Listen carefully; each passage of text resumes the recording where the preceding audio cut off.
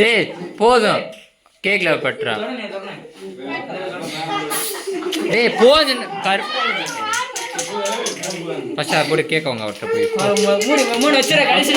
கடைசியில கணியனே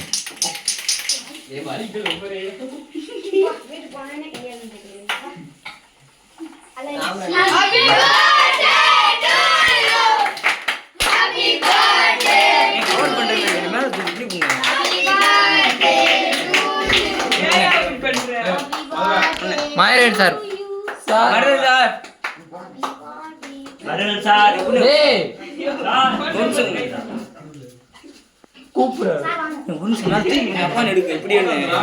எடுக்கிறேன் video cut பண்ண